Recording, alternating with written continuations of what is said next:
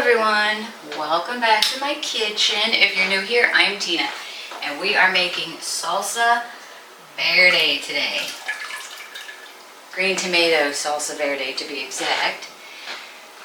So as you can see, it's already done. My mic decided to have a day of its own. So I did do a bunch of the prep work time. All is well. I did that. I'll just stop and talk. I did the prep work, like I said, because my mic decided to have a day of its own. So I will voice over a bunch of that. We're gonna make the salsa verde, and then because it's already done, we're gonna do Crockpot Salsa Verde Chicken. It is absolutely delicious. So I'm gonna get these processing. I'll show you the whole process on how to make the salsa verde, and I think that's it. It's sweaty in here.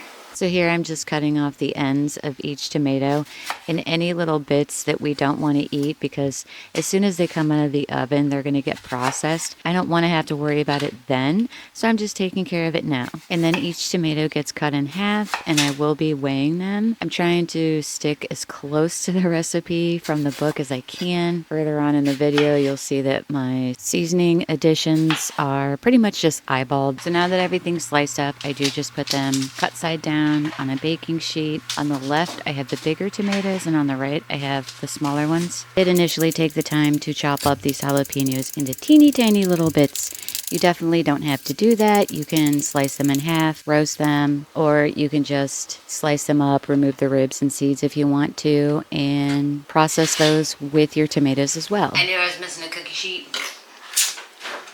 So now it's time for the tomatoes to go into the oven.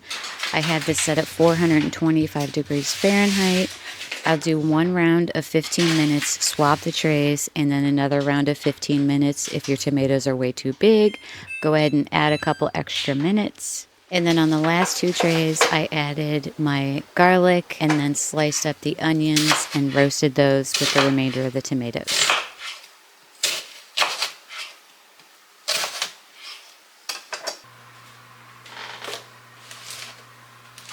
So this is what I mean by swapping. I just take the bottom tray out, put the top tray on the bottom, and the bottom tray on the top. Since I did not have it on the convection setting on my oven, so it does heat from the bottom.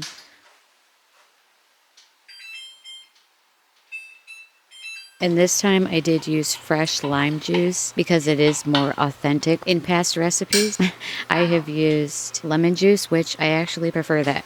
So now that all of our tomatoes are roasted, well, 2 of the 4 baking sheets worth, I'm going to add it to my pot, and I'm going to blend it up with my immersion blender. You could totally use a food processor if you'd like, but you know, this is less dishes. So I'm going to get this all added in here. Once my other 2 baking sheets worth are done, I'm going to add those, blend it all up, and I'll show you what I do next. So half the tomatoes are done roasting. These probably could have went a little bit longer, maybe another 15 minutes. And I did the first baking sheet in the pot with the immersion blender, and I'm just not a fan of how smushy it is. There's no chunks. I like my salsa verde or just regular red salsa to be chunky. So I went ahead and busted out the food processor, and I'm gonna process the rest of them in this, just for some texture.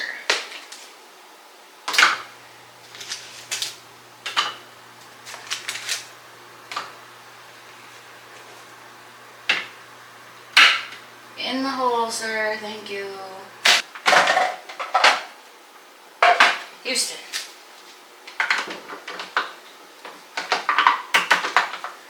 Okay, this is so much better. Aside from this one big honking clump. Texture versus this. If this is the style of salsa that you prefer, the immersion blender is perfect. I'm still going to add the 2 together just so that we have some texture and some not texture. I guess is the best way to explain it. So I'm going to take these big chunks out, dump the container, and then continue on.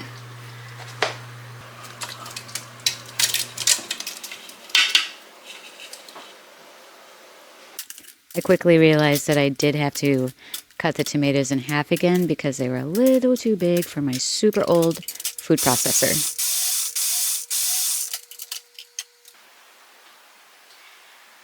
Don't spill. Okay, so now to this, I'm going to add a cup and a splash.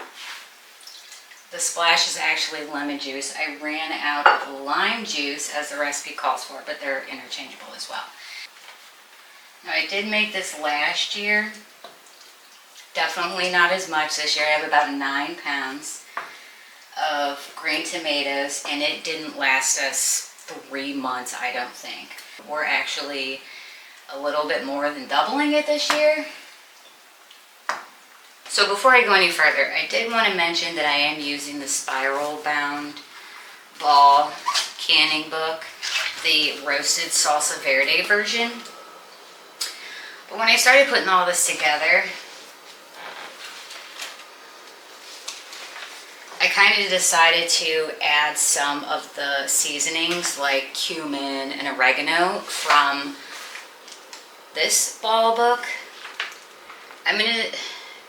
With the amount of acid that's in the tomatoes and that we've added with the lemon and lime juice, it should be safe to be considered. I think it should be safe to be considered like a safe recipe and not a rebel canning recipe. If you know better, please let me know down in the comments. So from here, we're going to turn our burner on like almost low, low, low. I did go ahead and add my parsley to my food processor. And I originally, what happened to my...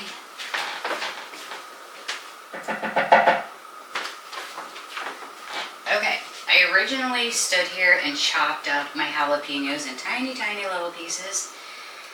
But with the quantity of tomatoes that we have in this pot, I just didn't think it was enough. So I went ahead and de-seeded and de-veined 2 more. I'm going to smush this up real good and then go ahead and add it. I did say parsley because I'm not a cilantro person. If you are, add the cilantro.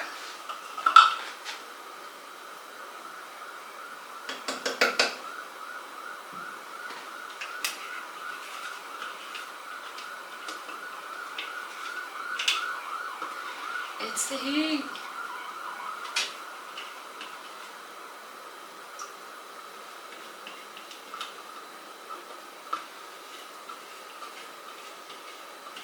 So 2 teaspoons oregano. This is a double batch, a little bit more than a double batch. So maybe we'll add like 2 1/4 teaspoons. And then 4 teaspoons of cumin, so maybe 4 to 5. 1, 2, 3, 4. Looks good. Salt is 1 teaspoon. Looks good. And pepper. 1 teaspoon as well. So that would be for us 2. We don't want it too peppery. And that's it. We're just going to give this a good stir, bring it up to a boil. See how long we boil this for. 3 minutes, that is all. It has been a year since I've made this, so I kind of forget some things. So yeah, we're going to bring this up to a boil, let it boil for 3 minutes, and we'll be back to pack the jars.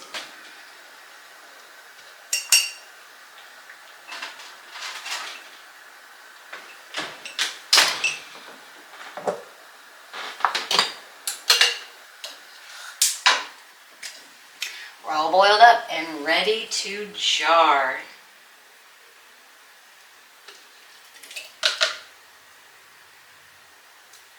So we're just going to leave a 1/2 inch head space on each jar.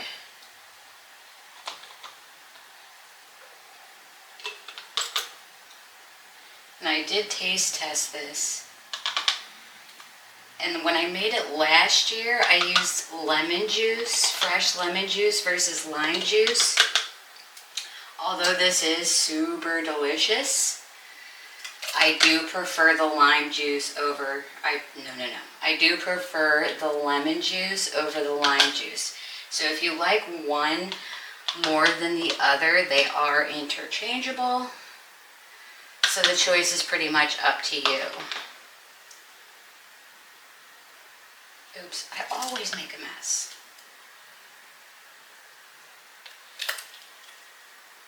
And I'm going to use a plastic fork to debubble. This is a knife. We're using a plastic knife to debubble. I've never had any knife for bubbles, but you just never know. And if you have too much, just take it out. A spoon would work better. And as always, wipe the rims with some vinegar.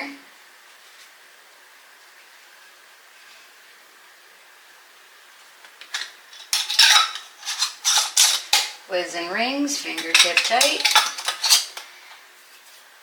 Mona, that is hot. And then these are getting water bath canned for 20 minutes. I'm going to finish canning up the rest of these, and then we're going to start the salsa verde chicken.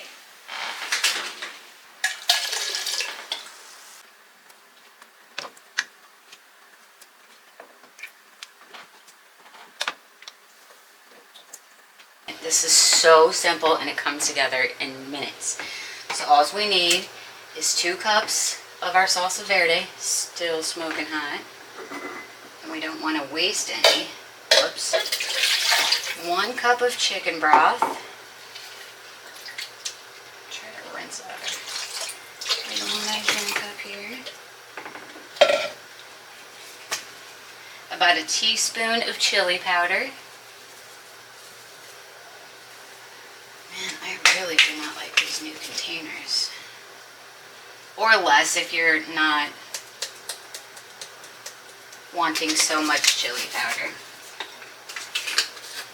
Always garlic powder. About a teaspoon. Salt. Pepper. Mix it up really good. And add your chicken. I did cut my chicken in half, that way it would just cook a little bit faster. But if you're going to put this on high, I'd say about 2.5 to 3 hours on high and 4 to 5 hours on low. Definitely check it after hour 2 or 3 just in case. But that's it. All put together. It's going to be ready when you're ready to eat. Definitely a dish we love for the simplicity and the flavor.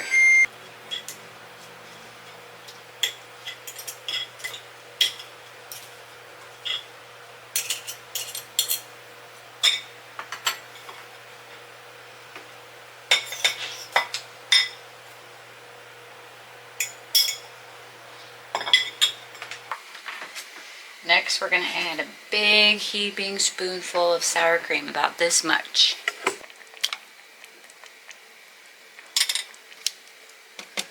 Should probably move this. Mix it up real good. That'll just get it nice and creamy. So dinner's done. I'm adding rice to a bowl. My salsa verde chicken.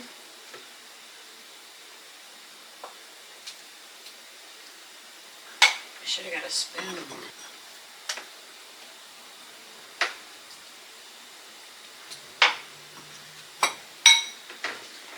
And then I did cube up a half of an avocado and put in here as well. And that's literally it. You can definitely add some extra parsley or cilantro on this. It's really good. A little squeeze of lime juice. It's great to eat it this way. Sometimes I will add less of the chicken broth and then I can use it to make burritos. Sometimes I'll use the same amount of chicken broth and we'll eat enchiladas. You can even eat it with tortilla chips.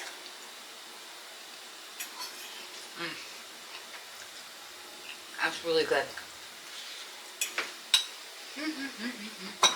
So here's the final tally on the salsa verde.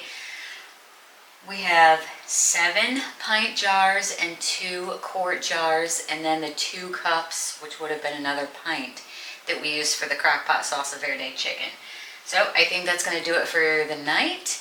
I appreciate you following along, and until I see you next time, be kind, eat well, and I'll see you in the next one.